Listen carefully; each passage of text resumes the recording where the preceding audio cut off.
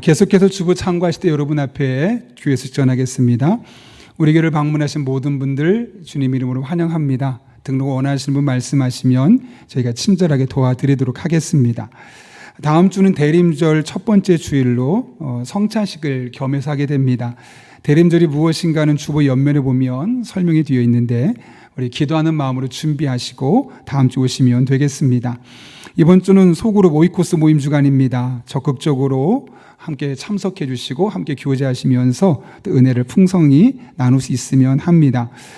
지난 주일이 추수감사 주일이었죠. 그래서 과일과 김장을 나누게 되었는데 많은 성도님들이 또 십시일반 모아주신 것을 가지고 아동복지센터 그리고 또 일반복지센터와 37곳과 32가정에 과일 100박스와 김치 55박스를 저희가 전달할 수 있었습니다. 여러분들이 혼자 하기는 어렵지만 모아지면 이렇게 큰 일도 감당할 수 있는 것 같습니다. 수고해 주신 분들 또 과일을 가져오신 분들 포장하신 분들 또 직접 배송해 주신 분 한 분 한 분에게 진심으로 감사를 드리고 또 이와 같은 나눔이 계속 교회를 통해서 이루어질 수 있기를 또 소망합니다. 지난주에 한번 광고 드렸었는데요. 혹시나 못 들으신 분이 있으셔서 문의가 있어서 다시 한번 말씀드립니다. 우리 교회 바로 뒤쪽에 지금 이제 공사가 시작되었는데 내일을 잇는 주차장 헌금 작정이 있었습니다. 우리 교회가 100년의 역사를 이어가는 그런 교회가 되기 위해서 지금 1주차장이 곧 없어질 수 있기 때문에 뒤에 공간을 마련하기 위해서 우리가 기도하며 준비했습니다. 그래서 작정서를 여러분 1층과 2층 로비에 내주시되 저희가 이번에 대출하는 것은 현재 경상 예산 있죠. 그 예산 안에서 이자와 원금이 가능한 수준에서 저희가 대출을 하려고 합니다. 그래서 큰 부담 없이 계속 매년 진행되는 그 우리 예산을 가지고 집행하려고 하고요. 그럼에도 불구하고 처음 시작하는 과정에 또 우리의 정성과 헌신이 필요해서 여러분 앞에 부탁을 드렸습니다. 얼마를 작정하든지 저희는 액수를 정하지 않습니다. 그냥 하나님 주시는 마음을 따라서 우리가 작정하실 때 한 번에 하실 수 있는 분 한 번에 하셔도 되고요. 1년 동안 조금씩 할 수도 있고 2년 동안 나눠서 할 수 있고 그러면서 또 우리 교회가 계속해서 이제 차로 유입되신 분들이 참 많은데 지역 자체가 주차장이 확보되어서 더 많은 사람이 건강한 교회에서 신앙생활 잘할 수 있도록 함께 마음을 모아주시면 되겠습니다. 재정부 요청사항이 있는데요. 스마트 요람을 하다 보니까 동의를 많이 못 하셨습니다. 한 128분 정도밖에 못 하셨다고 그래요. 그래서 여러분들 만약 어플로 하기 어려우신 분들은 1층 사무실 오셔서 직접 써주시면 저희가 그것을 모아서 어르신들이든 아이들이든 모아서 재정부에서 활용할 수 있도록 하겠습니다. 항존지 피택자가 모임이 다음 주에 있습니다. 아울러 우리 선거 전에 이미 당회에서 명예권사 7분을 저희가 추천하게 되었는데요. 명단에 보시는 것처럼 최혜열, 양윤자, 김민자, 임원임, 김기님, 황명옥, 김금순 이렇게 7분입니다. 저희 교회 20년 이상 출석하시면서 또 맡겨진 자리에서 하나님을 선신하신 70세 이상 되신 분들이 명예권사 대상자신데 또 따로 모이지는 않지만 나중에 별도 모임을 갖도록 하겠습니다. 위에서 기도해 주시기를 부탁드립니다. 결혼 소식이 있습니다. 강희구 안수 집사님, 임혜진 집사님 딸이죠. 강민경 청년의 결혼식이 돌아오는 토요일에 있습니다. 기흥구에 있는 용인 ICT 밸리에서 하게 되고요. 교회에서 2시 30분에 출발하게 됩니다. 황대 안수 집사님, 방신실 집사님 가정에서 자녀 결혼 감사로 사랑의 성미를 드렸습니다. 그리고 우리 오늘 교회 부임하는 목사님이 계십니다. 중고등부를 맡게 되시고 또 교구와 위원회 사역을 지난번엔 저희가 준전임으로 모셨었는데 이번에는 전임 사역을 하시면서 우리 좀 더 교구에서 성도님들 한 분 한 분을 좀 더 집중적으로 케어하기 위해서 부목사님이 4분이 되어서 여러분을 섬기려 합니다. 김기훈 목사님이시고요. 참고로 저희 목사님 중에 제일 젊습니다. 우리 인사할 때 크게 환영해 주시기 바랍니다. 네.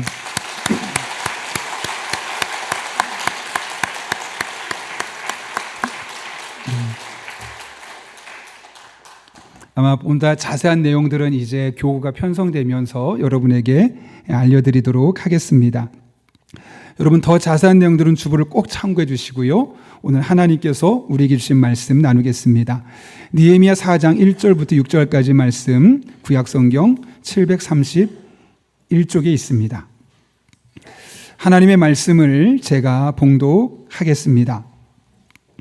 산발랏이 우리가 성을 건축한 다음을 듣고 크게 분노하여 유다 사람들을 비웃으며 자기 형제들과 사마리아 군대 앞에서 일러 말하되 이 미약한 유다 사람들이 하는 일이 무엇인가?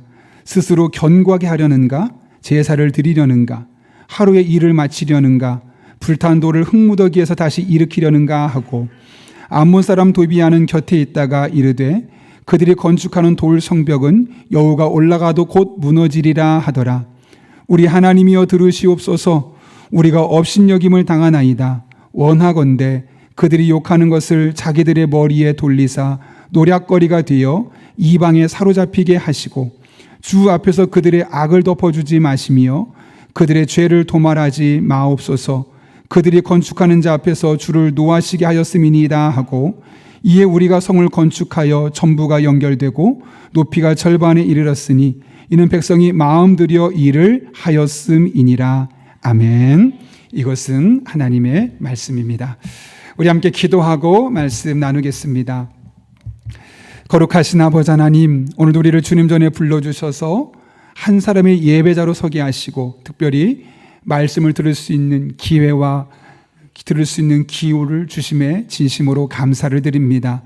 오늘 선포되는 말씀이 내게 주시는 말씀으로 들려지게 하여 주시옵고 이 말씀이 우리를 살리고 삶의 방향성을 제시하며 무너졌던 우리 인생을 회복시키는 복된 시간 되게 하여 주옵소서. 예수님의 이름으로 기도하옵나이다. 아멘. 우리 한번 앞뒤 좌우 있는 분 보시면서 인사하면 좋겠는데요. 하늘의 복을 받아 세상의 복이 됩시다. 이렇게 한번 인사하고 축복하겠습니다.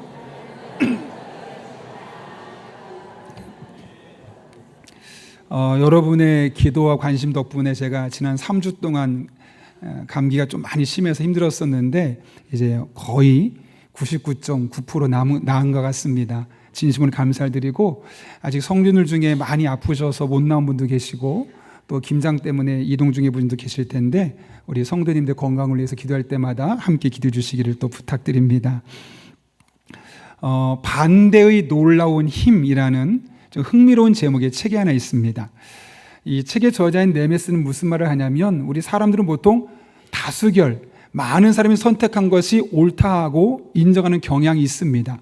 실제로 그렇습니다. 그런데 그러다 보면 소수 의견이 자주 무시가 되죠. 그런데 또 잘 생각해 보면 소수 의견에 귀를 기울이고 때로는 반대하는 사람의 귀를 기울이다 보면 내가 그동안 옳다고 생각했던 것들을 조금 더 깊게 들여다볼 수 있게 되고 또 그동안 생각하지 못했던 창의적인 생각을 하게 될 뿐만 아니라 더 나은 결정을 내릴 수 있는 그런 도움을 얻을 수 있다는 거죠. 그러면서 1978년에 있었던 유나이티드 항공사의 추락 사건을 언급합니다.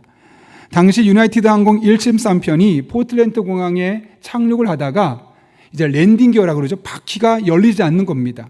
그러다 보니 그 위를 계속 선회할 수밖에 없었습니다. 그때 기장이 말을 하죠. 어떻게 하면 우리가 잘 내릴 수 착륙할 수 있을지를 찾아봅시다. 그 하나만 가지고 온갖 정신과 신경을 집중했습니다. 그걸 계속 맴돌다 보니까 문득 그 안에 있었던 승무원들이 그런 생각이 듭니다. 이대로 가다간 기름이 다 떨어질 테고 기름이 떨어지면 아무리 랜딩 기어가 있어도 우리가 불시착을 할 수밖에 없을 텐데 하는 마음이 있었지만 섣불리 누구 한 사람 기장에게 기장님 계속 선회만 하지 마시고 기름 떨어지기 전에 착륙해야 됩니다 라는 말을 아무도 한 사람이 없었다고 합니다. 왜냐하면 그 당시에 이 문화에서 기장이 말을 하면 누구도 토를 달거나 반대 의견을 말할 수 없는 분위기, 그런 문화였기 때문이라는 것이죠. 결국 아무도 그렇게 반대 의견 또 다른 의견을 적극적으로 제시하지 못했기 때문에 공항에서 약 10km 떨어진 곳에 비상 착륙하며 수많은 사람이 죽고 다치는 그런 불행한 일을 겪을 수밖에 없었습니다. 네메스는 이 사고의 원인이 정보가 부족해서 실력이 부족해서가 아니라 기장에게 반대하면 안 된다는 그 이유로 인해서 한 사람도 기장의 의견에 반대 의견을 표현하지 않았기 때문이었다라고 결론을 내립니다. 그러면서 누군가 만약 그 상황에서 집요하게 반복적으로 집착할 정도로 우리가 연료도 참고해야 됩니다 라고 말했다면 결코 추락하지 않았을 것이다 라고 말하는 것이죠. 아무리 전문성이 있고 경험이 충분해도 반대 의견을 수용할 수 있는 문화가 안 된다면 공동체는 잘못된 길로 갈 수 있다는 것이죠. 실제로 이렇게 어떤 반대도 허용되지 않는 곳이 있습니다. 그래서 많은 문제들이 일어나는 곳이 있죠. 이 책에서도 말합니다. 이단과 사이비에서 이런 일들이 가장 비일비재하게 일어난다고 합니다. 왜냐? 교주의 말에 누구도 반대할 수 없고 다른 의견을 제시할 수 없기 때문에. 그런 면에서 우리가 살아가면서 건전한 반대, 건설적이고 창의적인 반대, 다른 의견을 제시하는 것은 절대적으로 필요합니다. 문제는 악의적인 반대죠. 그냥 그 사람이 싫어서, 내가 원하는 스타일이 아니어서, 내가 좋아하는 방식이 아니기 때문에 반대하면 그것은 악의적인 반대가 될 수 있을 겁니다. 문제는 우리들의 삶에 이런 악의적인 반대가 적지 않게 일어난다는 것이죠. 때론 가정 안에서도 의견이 일치가 이루어지지 않을 때, 교회 안에서도 직장 안에서 다양한 삶의 자리에서 이런 악의적인 반대로 인해서 우리들의 마음이 힘들 때가 있죠. 그럴 때 우리는 어떻게 해야 할까요? 오늘 본문이 우리에게 귀한 지혜를 제공해 주는데요. 오늘 본문의 말씀은 예루살렘 성벽 건축을 반대했던 그 대적들의 반대를 느헤미야가 어떻게 지혜롭게 극복해냈는지를 우리에게 보여주고 있습니다. 느헤미야와 이스라엘 백성들이 결연한 의지로 예루살렘 성벽을 만들기로 결심했습니다. 그런데 꼭 그런 데는 찬물을 끼얹는 사람이 있죠. 오늘 본문에도 그런 사람이 등장합니다. 1절부터 3절까지의 말씀인데요. 한번 천천히 같이 읽겠습니다. 시작. 산발랏이 우리가 성을 건축한 다음을 듣고 크게 분노하여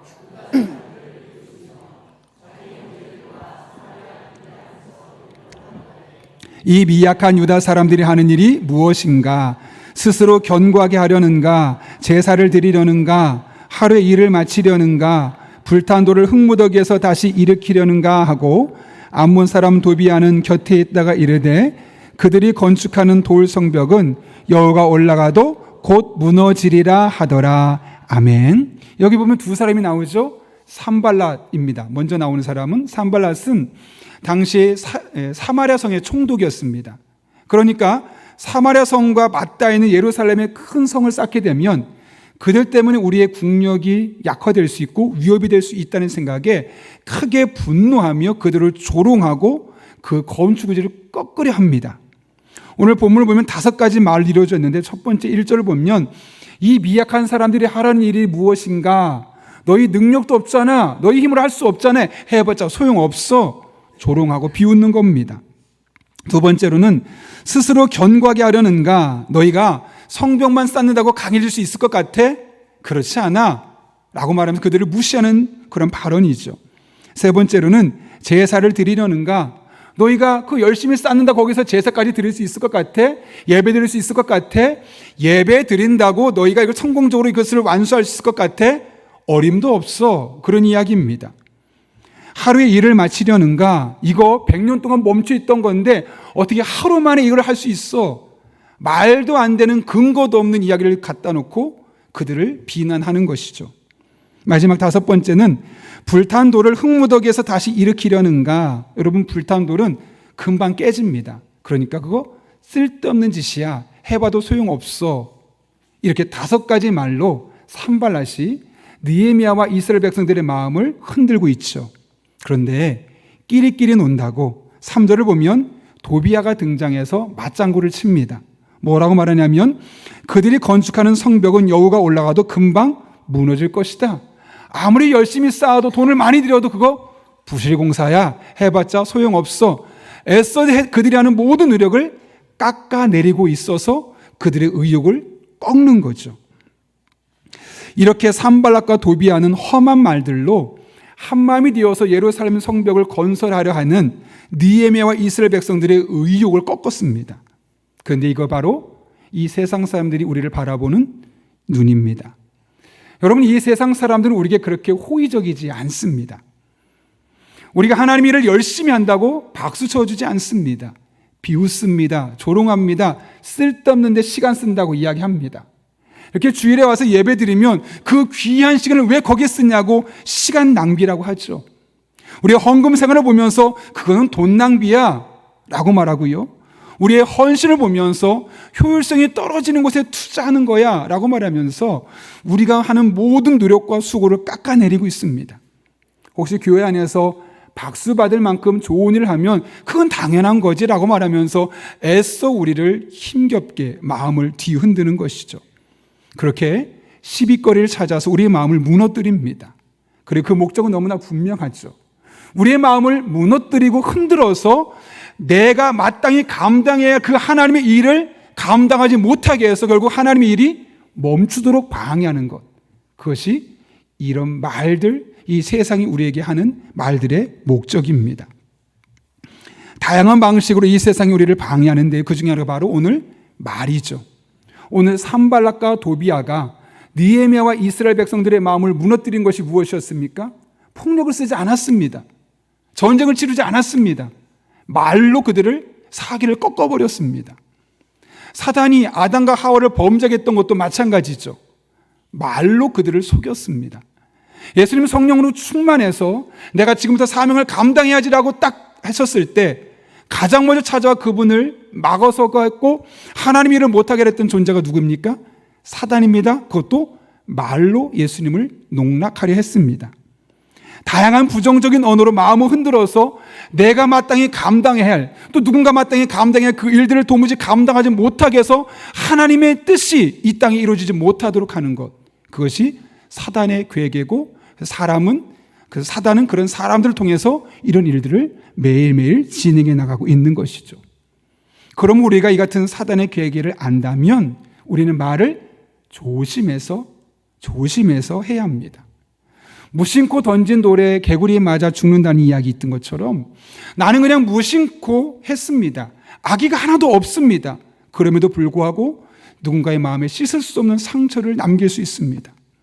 나의 그 한마디 말이 누군가를 영적으로 침체하게 만들고 신앙생활의 회의감을 만들게 하고 교회를 떠나게 만들 수도 있습니다.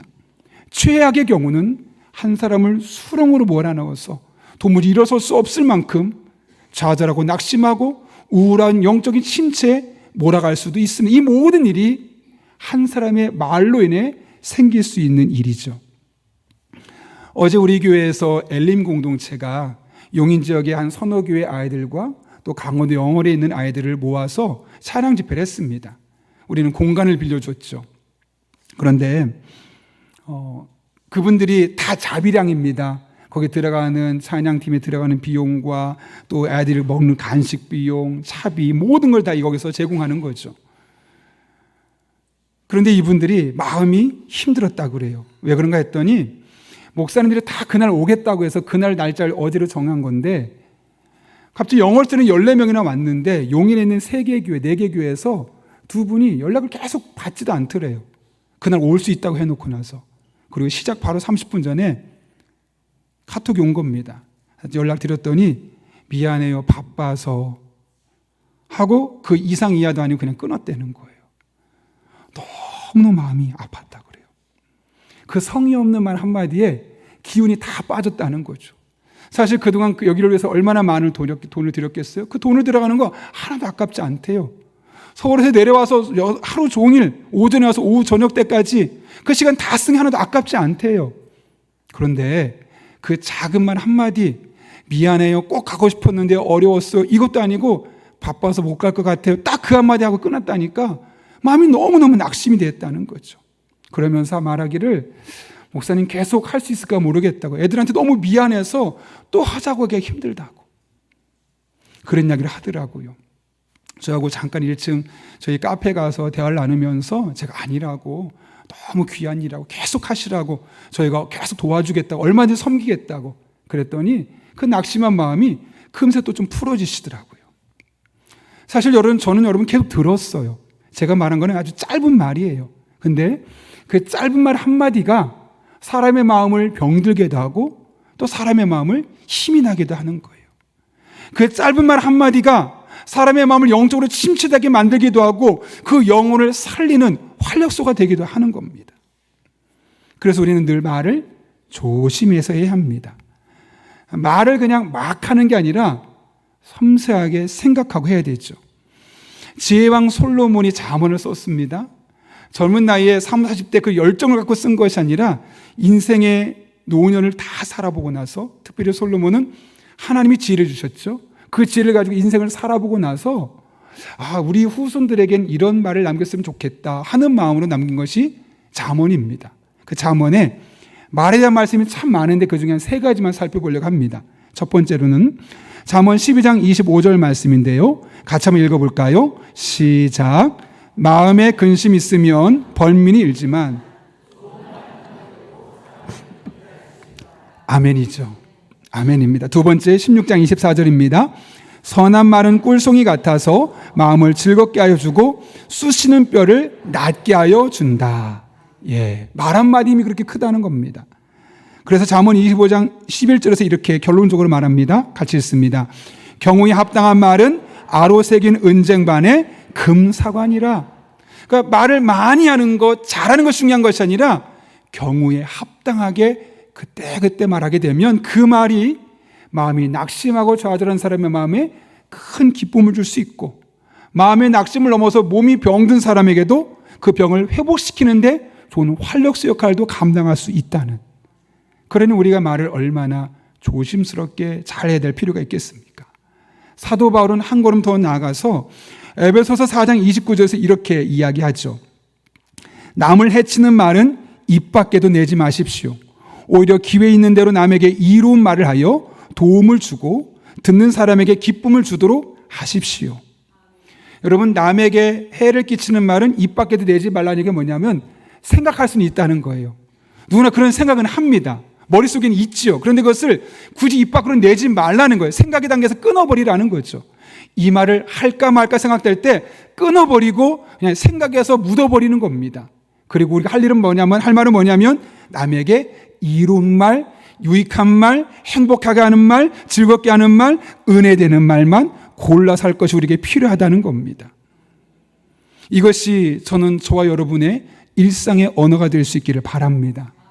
우리 언어가 산발락과 도비아처럼 누군가를 시험 들게 하고 누군가의 마음의 의지를 꺾어버려서 결국 그 사람을 통해 일하실 하나님의 역사를 망가뜨리고 무너뜨리고 막는 일이 아니라 나의 한마디 말로 인해서 우리의 가정에서, 우리의 직장에서, 또 교회 공동체 안에서 그 말을 듣는 이가 기쁨을 경험하고 그 말을 듣는 사람이 몸은 아팠지만 회복될 수 있는 전환점을 경험하게 되고 또 세상에서 경험할 수 있는 행복을 경험할 수 있는 그런 은혜가 우리의 언어의 현장에 날마다 경험될 수 있기를 예수님의 이름으로 축원합니다.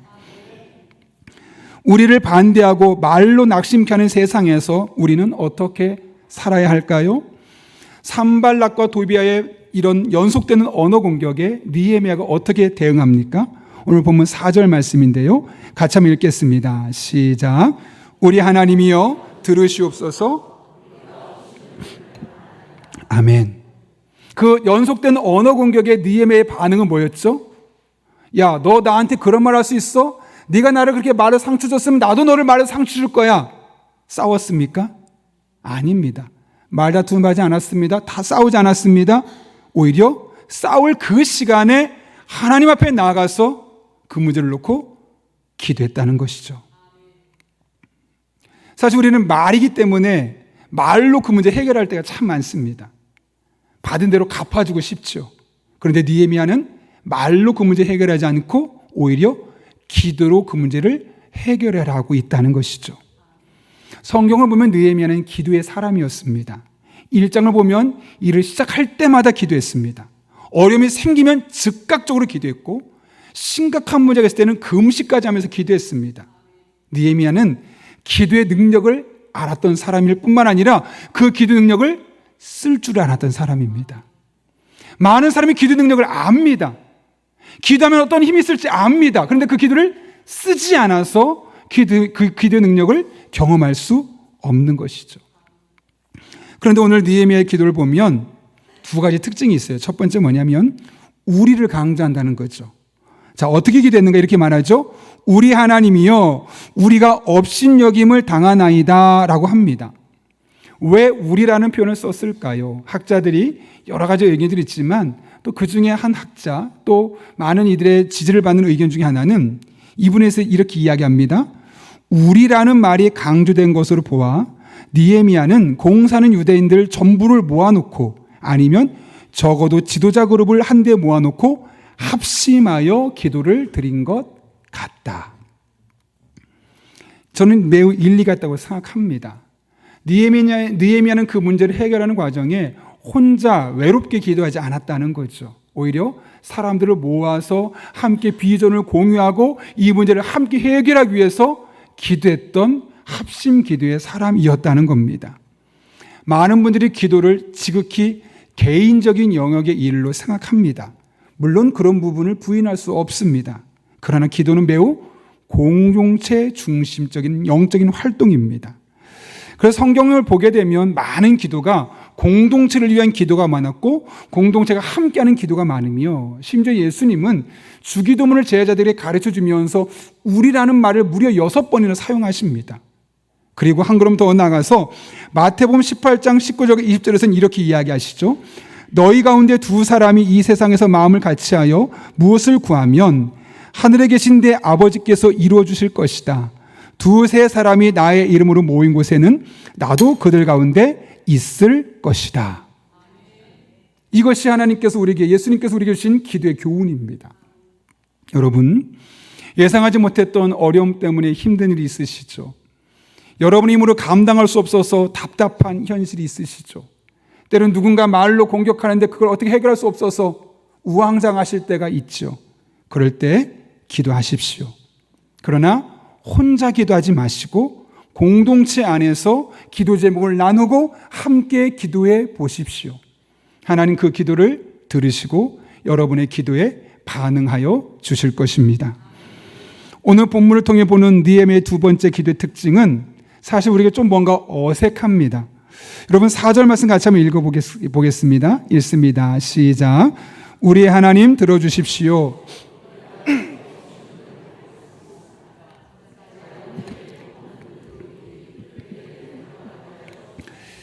그들이 노략을 당하게 하시고 남의 나라로 끌려가게 하여 주십시오. 여기 느헤미야의 기도를 보면 기도가 아니라 마치 산발락과 도비아를 향한 저주 선언 같이 보입니다. 좀 어색하죠. 왜냐하면 예수님은 원수도 사랑하라고 하셨는데 기도할 때 이렇게 기도해도 되나 싶을 마음이 들지 않습니까? 그렇다면 왜 느헤미야는 이렇게 기도했을까요? 5절을 통해 확인할 수 있는데요. 같이 읽겠습니다. 그들의 죄를 용서하지 마시고 그들의 죄를 못 본 채 하지 마십시오. 그들이야말로 성을 쌓고 있는 우리 앞에서 주님을 모욕한 자들입니다. 지금 느헤미야의 기도는 복수가 아닙니다. 너 나한테 그런 나쁜 말 했지? 나도 나쁜 말로 하나님께 아뢰을 거야. 그런 단순한 개인적인 복수심이 아니라는 거죠. 산발락과 도비아가 성전 건축, 성벽을 건축하는 과정 중에서 반대하고 방해하면서 하나님을 모욕하는 발언을 했다는 사실 우리는 알 수 있는 겁니다. 느헤미야는 이렇게 지금 하나님의 역사가 중단되는 과정을 통해서 하나님이 이방인들에게 조롱당하고 모욕당하고 무시되는 이런 현실을 도무지 견딜 수 없었던 겁니다. 이른바 그의 마음속에 거룩한 분노가 찾아온 거죠. 그래, 나한테 뭐라고 말하는 거 괜찮아. 내가 다 받아줄 수 있어. 그런데 어떻게 내가 믿는 하나님을 그렇게 모욕하고 모독하고 하나님 그렇게 마음대로 네 멋대로 저주할 수 있는 거냐 하면서 그 거룩한 열망, 하나님의 영광이 훼손되는 것에 대한 그 거룩한 분노를 가지고 기도하고 있는 것을 우리는 보게 되는 겁니다.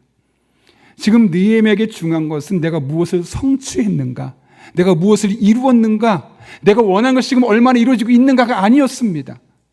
내가 하는 이 기도를 통해 하나님이 모욕된 것을, 하나님의 영광 가린 것이 얼마나 회복될 수 있을 것인가, 이것이 지금 느헤미야에게 가장 중요한 순간이었죠. 여러분, 우리가 기도하면서 하나님의 영광을 구하는 것이 얼마나 중요한지 모릅니다. 왜냐하면 하나님의 영광이 우리 삶의 기도의 기준이 되면 내가 하는 기도가 옳은 기도인지 그른 기도인지, 내가 하는 기도가 이기적인 기도인지 하나님의 뜻을 이루기 위한 기도인지가 선명하게 보이기 시작합니다. 그래서 우리가 기도할 때 열심히 기도하는 것도 중요하지만 하나님 앞에 하나님의 영광을 중심에 두고 기도하다 보면 그 기도에 줄이 잡히기 시작하고 무엇을 어떻게 기도해야 할지 분명히 보여지게 되는 겁니다. 최근에 아는 목사님이 페이스북에 이런 글을 쓰셨어요. 참 깊은 생각에 제가 잠겼었고 한 이틀 동안 이 문장을 계속 묵상했었습니다. 그대로 옮기면 이렇습니다. 한때 그토록 많았던 기도원들이 현재는 대부분 문을 닫고 사라진 이유, 새벽 기도에 가득 갔던 성도들의 발걸음이 무인도처럼 한적해진 이유, 그 까닭은 더 이상 기도의 응답이 없기 때문이란다. 문제의 전곡을 찌르는 적절한 통찰이라 생각한다. 왜? 백발백중의 기도의 응답이 이제는 관역 밖으로 사라졌는지를 하나님 앞에서 옷을 찢고 죄를 뒤집어 쓴 가운데 여쭈어 보아야 하리라. 기도 응답이 없는 이유가 무엇 때문이라고요? 하나님의 능력이 부족해서? 아니요. 하나님 우리의 기도를 듣지 않아서? 아니요. 결국 우리 개개인에게 먼저 문제가 있다는 거죠. 하나님의 영광을 위한 기도, 하나님의 마음이 합한 기도, 이 땅에 하나님의 뜻을 이루어가는 기도가 중심이 아니라 지금 당장 나에게 필요한 것을 채우는 것이 가장 우선순위여야 하는 그 기도, 그렇게 기도하다 보니 응답이 없고 응답이 없다 보니 자연스럽게 기도하지 않게 되고 그런 영적인 악순환이 우리들의 삶에 반복될 수밖에 없음을 우리에게 보여주는 것이죠. 그런 여러분 기도하십시오. 그러나 열심히만 기도하지 마시고 자주 오랫동안 간절히만 기도하지 마시고 늘 나의 기도를 하나님의 영광의 관점에서 재해석할 수 있는 우리가 될 수 있기를 바랍니다. 그럼 우리는 그 기도할 때마다 바른 기도를 하게 될 것이고 하나님 그 기도를 들으시고 반드시 우리들의 삶에 반응하여 주실 것입니다. 느헤미야는 사람들의 조롱과 비난에 일일이 대응하지 않았죠. 싸우지 않고 기도했습니다. 그렇다면 이 같은 느헤미야의 기도에 하나님께서 어떻게 응답하셨을까요? 오늘 본문 6절 말씀입니다. 같이 읽습니다. 시작. 이에 우리가 성을 건축하여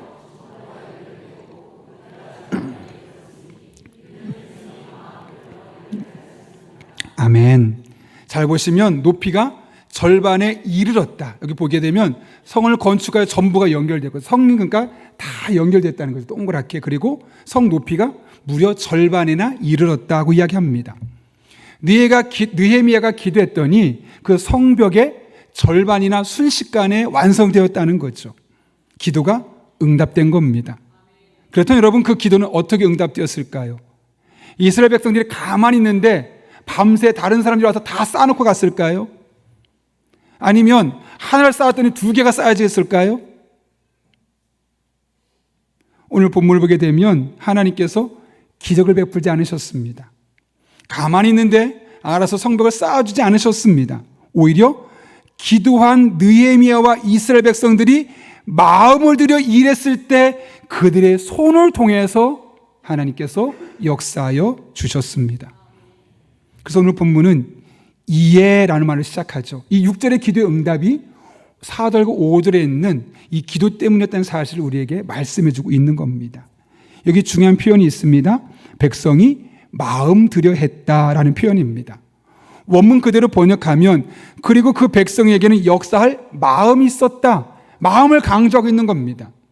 일본의 유명한 야마우치라는 신학자가 마음 들여 일하다는 표현을 의욕으로 가득 차 있었다라고 이야기를 합니다. 다시 말하면 지금 이 순간 이 느헤미야와 이스라엘 백성들이 기도했더니 하나님께서 그들의 마음에 먼저 열심히 일할 마음을 주셨다는 거예요. 느헤미야뿐만 아니라 느헤미야와 모든 이스라엘 백성들의 같은 마음 주신 거예요. 우리가 아무리 저런 말을 들어도 열심히 마음을 들여서 성벽을 쌓자. 모든 백성들에게 열정적인 마음, 낙심하지 않은 마음, 새로운 마음을 주셨다는 거죠. 그것이 바로 응답이었습니다. 다른 상황을 바꿔주신 것이 아닙니다. 일하는 사람들의 마음을 하나로 모아주시고 그들이 손으로 벽을 쌓는 것을 보시고 짧은 시간 안에 완성될 수 있게 하셨다는 거죠. 만약 하나님이 그들에게 그런 마음을 안 주셨다면 어떤 일이 있었을까요? 왜 그렇게 쌓는데 저기부터 쌓아야 되는 거 아니야? 내가 배운 건 그런 게 아니야. 여러 가지 의견들이 난무하면서 결국 중간에 중단되거나 느려지지 않았을까요? 그런데 기도했더니 하나님이 응답해 주셨는데 기적적으로 갑작스럽게 건물이 쫙 올라간 것이 아니라 마음을 하나로 뭉쳐주시고 그 열정을 가지고 모든 사람이 한 마음이 되었을 때 순식간에 절반에 쌓아졌다고 오늘 본문의 말씀은 우리에게 이야기해 주고 있는 겁니다. 그렇다면 우리는 어떻게 될까요, 여러분? 느헤미야와 이스라엘 백성들은 하나님 주신 그 마음의 감동을 따라서 마음을 다해서 그 일에 매진했습니다.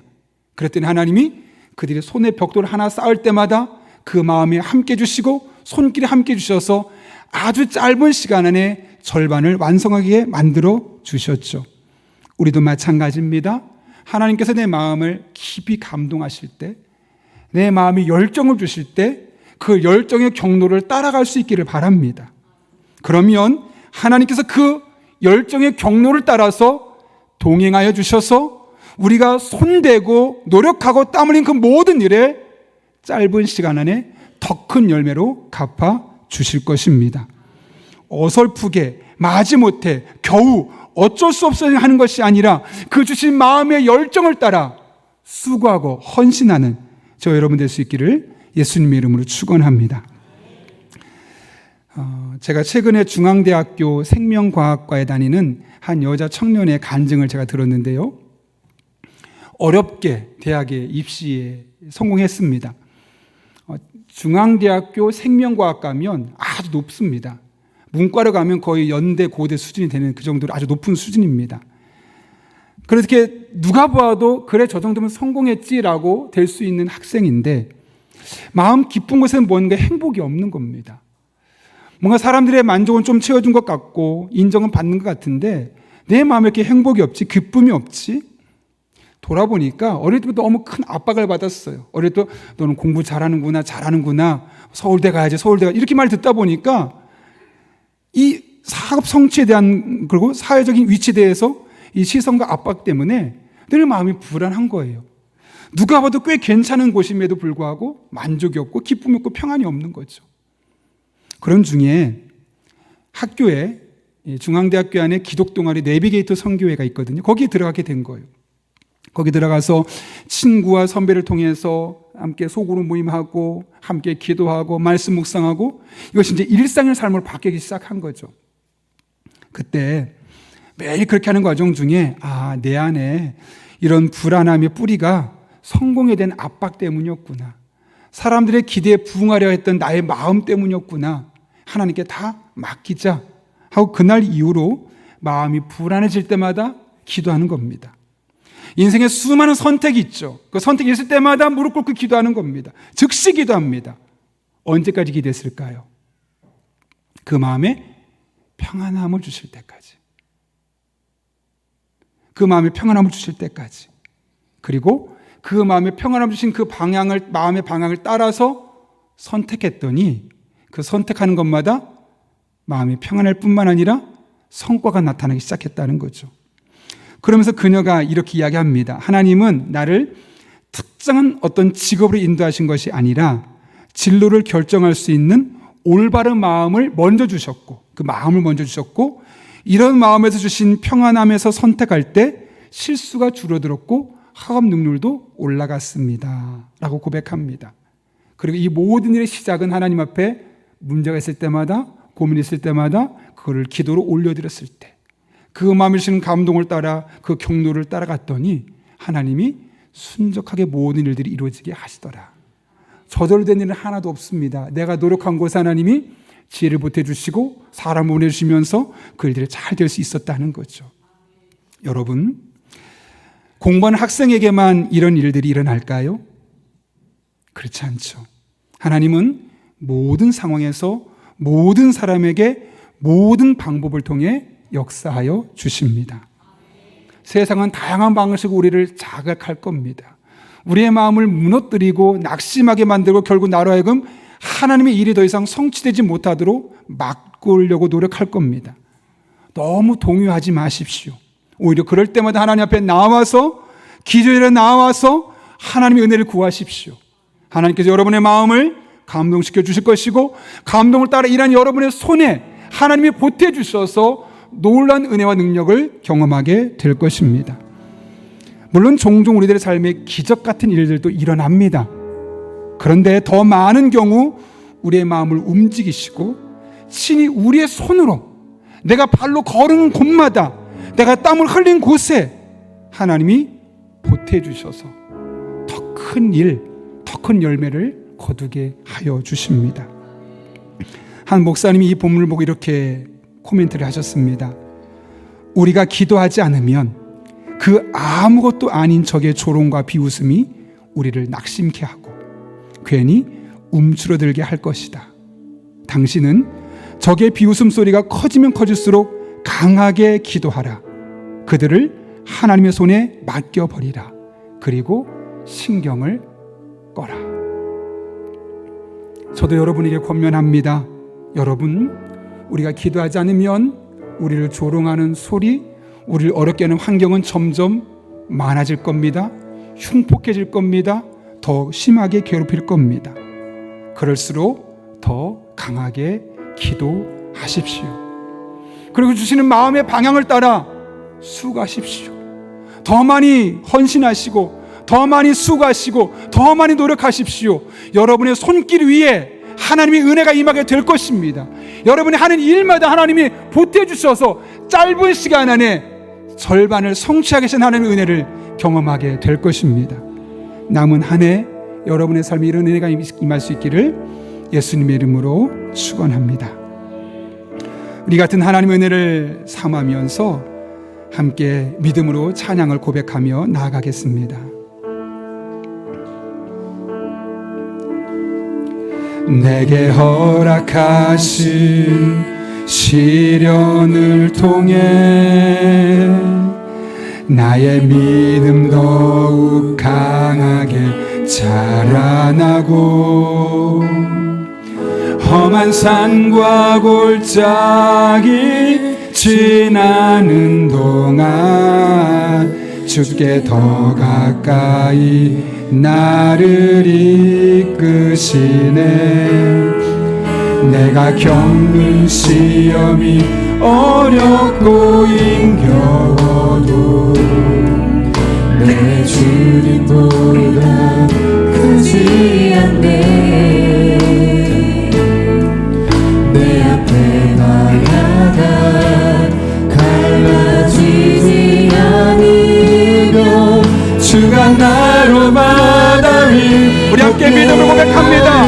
내가 믿습니다. 나는 믿네.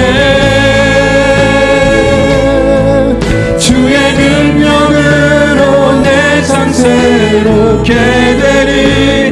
나는 믿네. 주의 능력으로 담대히 나가리라. 주와 함께 싸워 승리하리라. 날마다 믿음으로. 다시 한번 고백해 볼까요? 내게 허락하신 시련을 통해 내게 허락하신 다 이유가 있습니다. 우리의 믿음을 더욱더 강하게 하시기 위한 하나님의 섬세한 계획 가운데 이루어지는 일들입니다.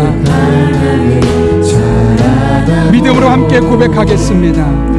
험한 산과 골짜기 지나는 동안 주께 더 가까이 나를 이끄시네.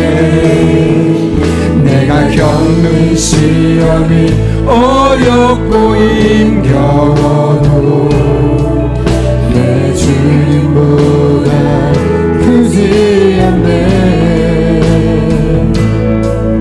내 앞에 바다가 갈라지지 않으며 주가 나로 바다 위 걷게. 믿음으로 선포하시면서 나는 믿네. 주의 능력으로 내 삶 새로. 나는 믿습니다.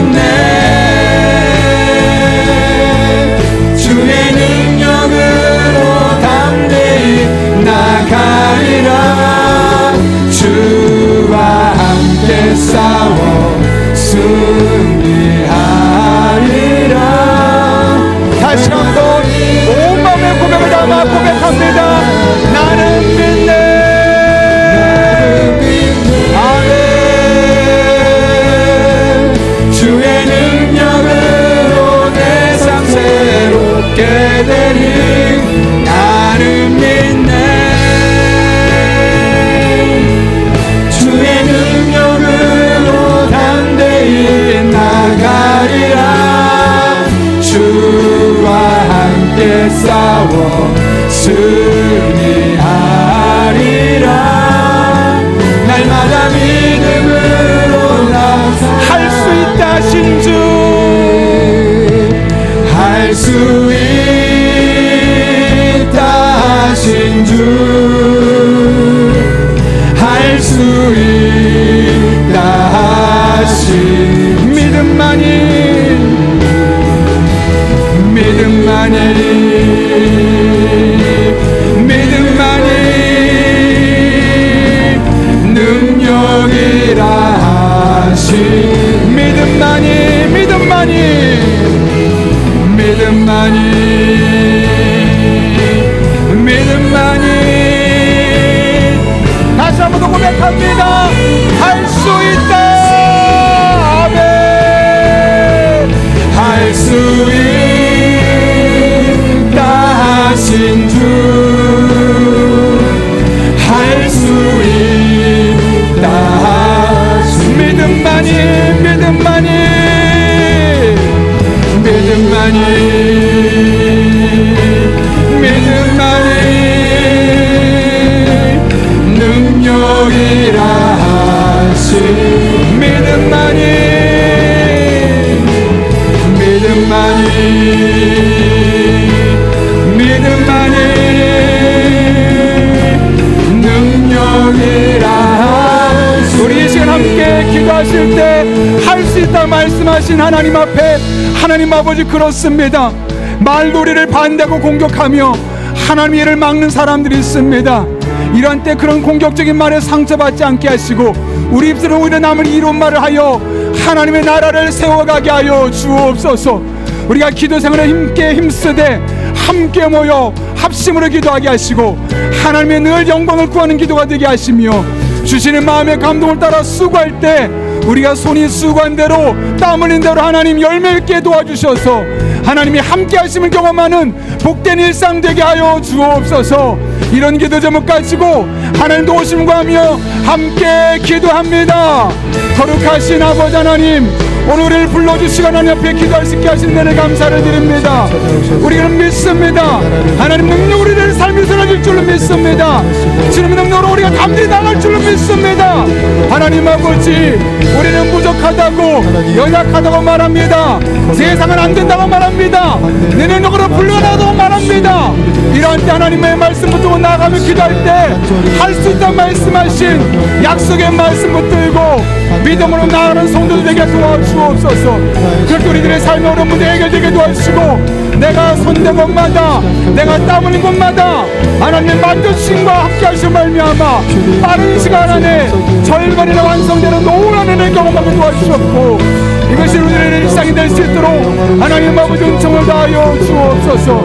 그렇게 하나님만을 바라보며 의지하며 믿음으로 나가니 우리 성도 한 사람 한 사람 만져주시고 새롭게 해주시며 하나님 은혜로 충만한 삶, 능력으로 충만한 삶, 지혜로 충만한 삶, 하나님과 함께 동행하는 그런 복된 삶을 살아갈 수 있도록 우리 성도들에게 은혜 베풀어 주옵소서. 능력으로 함께하여 주옵소서. 하나님의 지혜로 살아가게 하여 주옵소서. 아버지 하나님 은혜가 아니면 살아갈 수 없는 연약한 존재들, 무기력한 존재들입니다. 하나님 아버지 친히 함께 해주셔서 하나님 아버지 앞에 모든 은혜를 맡기고 믿음으로 살아가는 하나님의 사람들 되게 하여 주옵소서. 기도 능력을 믿습니다. 기도임을 믿습니다. 기도 능력을 쓸 줄 아는, 기도임을 발현할 줄 아는 그런 믿음의 사람으로 살아갈 때 아버지 모든 공격들을 이겨내게 도와주시고 우리의 삶의 현장이 하나님의 뜻을 이뤄가는 역사적인 현장이 되게 하여 주옵소서. 하나님의 능력을 경험하는 복된 현장이 되게 하여 주옵소서. 하나님과 동행하는 남은 평생이 되게 하여 주옵소서. 그렇게 하나님만 바라보며 나갑니다. 의지하며 나갑니다. 신실하신 하나님, 살아계신 아버지 하나님, 우리 성도들의 삶에 은혜와 능력으로 신이 함께하여 주셔서 하나님 아버지 기뻐하는 삶을 살아갈 수 있도록 주님 역사하여 주옵소서. 아버지 하나님, 우리들을 붙잡아 주옵소서. 믿음만이 할 수 있다 말씀하신 하나님 앞에 온전한 마음으로 나갈 때 우리 성도들에게 복을 다하시고 능력으로 친히 역사하여 주옵소서. 하나님 아버지, 그리고 우리 성도들에게 복을 주옵소서. 그리고 우리 성도들에게 복을 주옵소서. 이 세상은 못한다고, 안 된다고, 내가 해봤자 소용없다고 말로 우리를 낙심하게 이야기하지만 할 수 있다, 믿음이면 가능하다, 기도하면 된다 말씀하시는 오늘 하나님 아버지의 말씀을 내게 주신 말씀으로 받습니다. 살아계신 하나님 아버지, 오늘 말씀 붙들고 우리의 입술이 남에게 이로운 말을 하여 서로가 하나님의 나라를 세워가는 그런 복된 삶을 살아갈 수 있는 하나님의 사람들 되게 하여 주옵소서. 그리고 그런 문제가 있을 때마다 니에미아처럼 먼저 기도하는 우리들 되게 도와주시되 혼자 외롭게 기도할 것이 아니라 함께 모여 합심하여 비전을 나누고 함께 기도할 때 그 기도를 들어주시고 하나님이 영광을 구할 때 바른 기도를 하게 도와주시고 그렇게 우리들의 마음을 친히 감동하시고 평안함으로 인도하여 주셔서 기도한 대로 일하고 수고하고 땀 흘릴 때 짧은 시간 안에 절반이나 완성케 하셨던 하나님의 놀라운 은혜가 우리 성도 한 사람 한 사람의 삶에도 날마다 순간마다 경험되게 하여 주옵소서. 예수님의 이름으로 기도하옵나이다. 아멘.